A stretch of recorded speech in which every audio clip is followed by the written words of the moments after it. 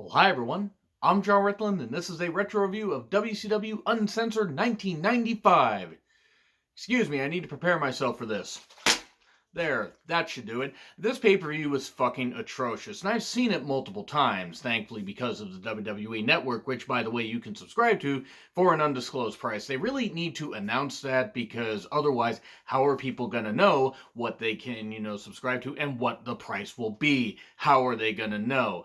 Anyway, enough, stupid banter. This pay-per-view was fucking atrocious. WCW in 1995, despite some of the better, bigger steps they were taking and some of the better talent they were bringing in, a lot of it really felt like WWE light. They had Savage, Hogan, they had so many other, they had a lot of Hogan's friends, they had Brutus Beefcake and a bunch of incarnations, they had the Nasty Boys, they had a whole bunch of people.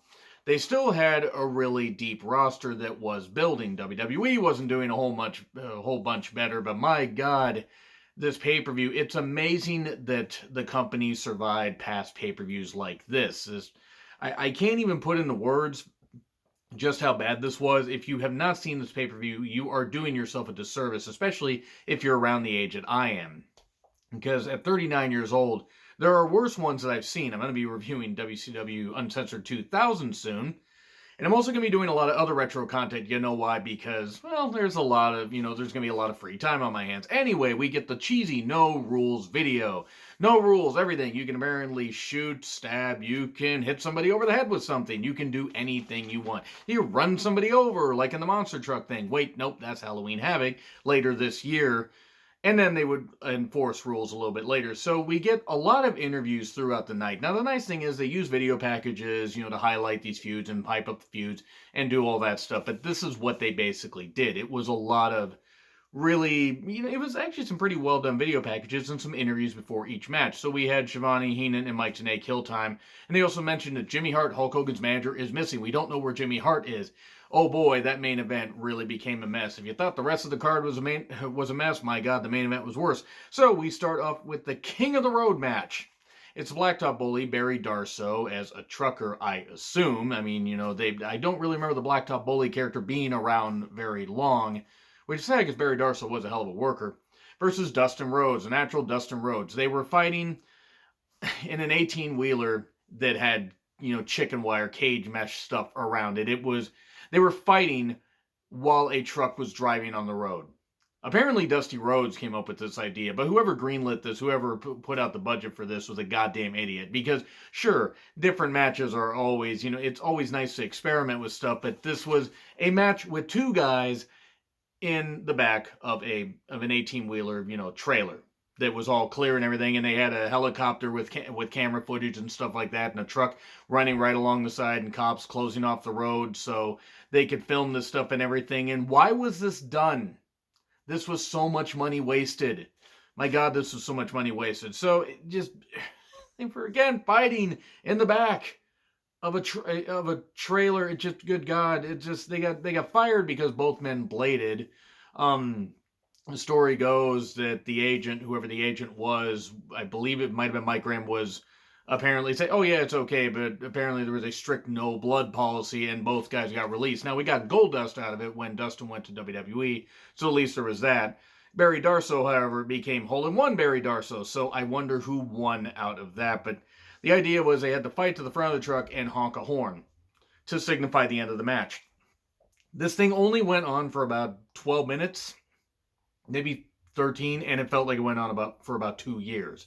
This match was atrocious. It's worth watching for just, the goddamn train wreck. It's not the biggest train wreck that you'll see in an uncensored pay-per-view. That would actually come next year, or the following year, when it was the Alliance to End Hulkamania 3-tiered cage match. Oh boy. Then we get the Stud Stable, which was Arn Anderson, Colonel Rob Parker, and Ming.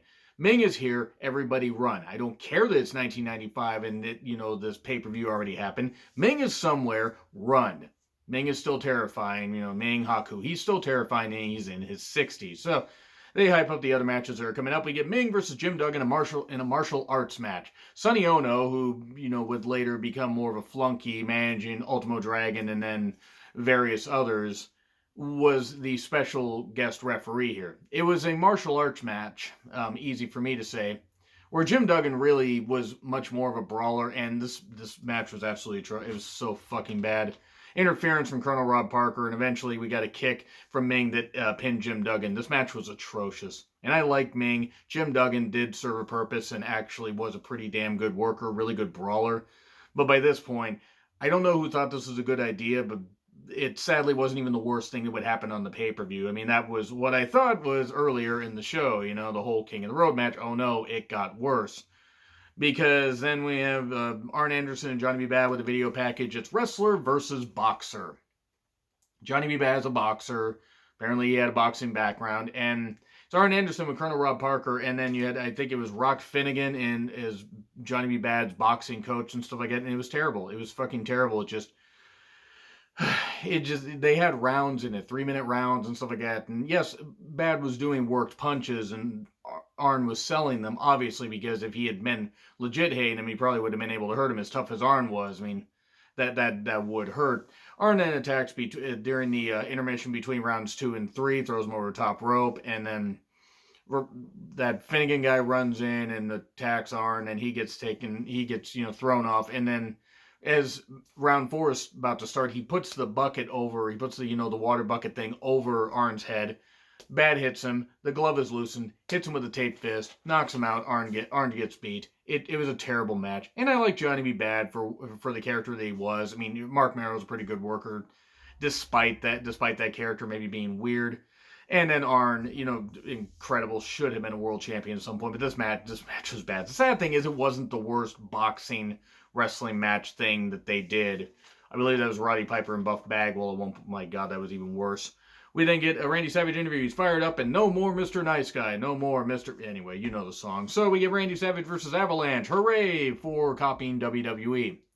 Avalanche, by the way, former Earthquake, and would later become the Shark. No, he was the Shark. No, he was Avalanche and would become the Shark, and then he'd be John Tenta. And then he'd leave, and then he'd go back to WWE after losing a bunch of weight as Golga. He really never recovered after leaving Vince's land, did he? My God, he never. It was fine. It was fine. Typical big man, smaller man match. Even though Savage was a pretty big guy, you're not going to measure up to Avalanche, John Tenta. You're not going to measure up to him when he's like 400 something pounds. And he hits a nice belly to belly at one point. He did a pretty nice drop kick. He's a pretty good athlete for that size. Savage, now mind you, no rules in this though. No rules. Savage is outside with Avalanche, and then a lady attacks. This lady looks familiar. This lady is Ric Flair. Remember when Ric Flair got, his career ended at Halloween Havoc 1994, which was literally 5 months, before this pay-per-view? This took place just 5 months after that. Maybe not even that. Maybe just under 5 months. And he was already back. He was already back within a couple weeks. Or no, a couple months. He was already back on TV. And then was attacking Randy Savage. And then they would have that match. They would have the lifeguard match at Bash at the Beach 95. I'm going to be reviewing all the 1995 WCW pay-per-views, by the way. Boy, I'm going to have a lot of free time on my hands, guys. We know why. So, I think a lot of wrestling fans are going to have free time. So, the lady attacks. It's Flair and Drag. And then, by the way, no rules, but they call for a DQ. So Savage wins. In this match, it was supposed to have no rules. And Hogan saves Savage, sort of. And then the match is awarded to Randy Savage. There we go. So we get Sting versus Big Bubba Rogers. The match wasn't all that bad. Heenan did reference the fact that him and, Bubba, when he was the big boss man, had history. And he is happy to see he changed his ways and stopped doing things just for the fans. That was pretty cool. Sting's knee got hurt at one point, and I understand what they were trying to do. Bubba was working on Sting's knee, and the storytelling would have been fine, except this went on forever, and about half the match was Bubba working on the knee. Now, sometimes you can use old school tropes like that, and even in pay-per-views in the 90s, and it would work. It just didn't work here. No one wanted to see that. A couple minutes of it would have been fine, but not almost half the match. And Sting makes a comeback, but then at the end tries to slam. Bubba falls on him, holds the tights 1, 2, 3, and gets the pin. So there we go. Okay, we get the Nasty Boys and Harlem Heat with Sherry. It's a Falls Count Anywhere match where Harlem Heat are the tag team champions, but the tag titles aren't on the line. Also, Sherry was incredibly hot by this point. I mean, she was anyway, but, in general. But Yeah, she really fit in with Harlem Heat. And she was also just about as tough as they are, if not tougher. She really had a lot of legitimacy to them. I've never cared for the Nasty Boys. I never really thought the Nasty Boys were all that good. This was a lot of bullshit. I will say that Bobby Heenan pretty much saved this pay-per-view. Now, him and Shivani were fine on commentary. Tenay really just did the backstage interview stuff. I don't know why it's Shivani and Heenan always seemed like they were annoyed with each other because they really had good chemistry. They really, really did. Um, they brawled to the concession stand with funnel cakes and cotton candy and stuff like that. Sherry choking out Jerry Suggs, I believe, with some cotton candy. I don't know what the fuck was going on here, or just choking him out in general. It was very bizarre. A bunch of mustard is over, all over Harlem Heat or whatever. They relish the opportunity to wash that away, but they need to catch up and win this match. Boy, I'm gonna have to go to the Mayo Clinic for these puns. So the Nasty Boys win, and it's not even really filmed. They just they win. I think the pinfall took place even off camera, or it was so messy because the camera was all over the place. Because everything was all wet, so everybody was like just slipping all over the place. So yeah, the Nasty Boys win, but they don't win the tag titles. And then we get Vader and Flair yelling in their promo, yelling, amazing, just yelling, so much yelling, so much yelling, such wow. My ears, good lord. And then Hogan, he's got a leather strap or whatever because that's how he handles those people. Because Hogan, at that time, was still a racist. I want to believe that. I mean, who knows? Maybe he wasn't. Maybe he just decided to be that when he wanted to be relevant. I'll say, you know what? Another story for another day. This match, Hogan with the ultimate surprise, and I'll mention that in a second, versus Vader with Ric Flair. It's a non-title strap match. So Vader gets a championship opportunity at Super Brawl the month before, but doesn't win, or doesn't get a title opportunity here, even though that one added a controversy. The ultimate surprise, by the way, people were like, it's the Ultimate Warrior, it's the Ultimate Warrior. It was the Renegade. Now, I'm not gonna, I've said in other videos, or WCW videos, I'm not going to knock the man that played the Renegade. He was given a role that he was never going to be able to perform well. Even though he tried, he was never going to be able to live up to the name. Fans crapped all over it automatically. And it was so blatant that they made him an Ultimate Warrior ripoff. And it's just really sad. If you read up on the story, Jim Wilson? Was that named something? No, maybe it wasn't that. Richard Wilson. I don't remember the guy's name right off the bat. I mean, I apologize for butchering his name if I did, but he did end up, and just for a summary moment, he did, after he got released from WCW in early '99, I believe, committed suicide at the age of 33. And it's sad. It's really, really sad. Focusing just on the character, though, this character was doomed from the start. And he's just doing all the warrior mannerisms, and he's not shaking the ropes and stuff like that, but he's shaking his head, and he's got R painted on his face and stuff like that, and he's got, the singlet stuff like that Warrior was using in 1992, and, he's just doing the head shaking, that kind of stuff, and the no-selling, and this match was a goddamn mess because Flair could continue to interfere because it was a strap match. Well, we get chairs in there, we get strap stuff. We get Jimmy Hart suddenly showing up with his clothes in tatters. Nobody knows why the hell Jimmy Hart's here. Nobody knows what happened to Jimmy Hart. And then a masked guy comes out and hits Renegade. And then Flair ends up hitting Hogan with a wooden chair. And then we get this tag team stuff where it's like, Flair and Vader are beating him up. All this time, Hogan's either trying to touch the post outside, trying to touch the post inside, or Vader almost gets the victory.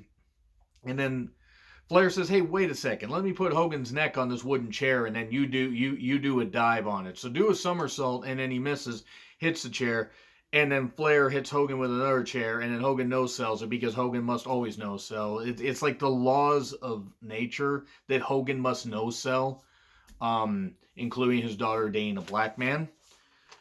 That needs to haunt him because there are certain things that just aren't a mistake.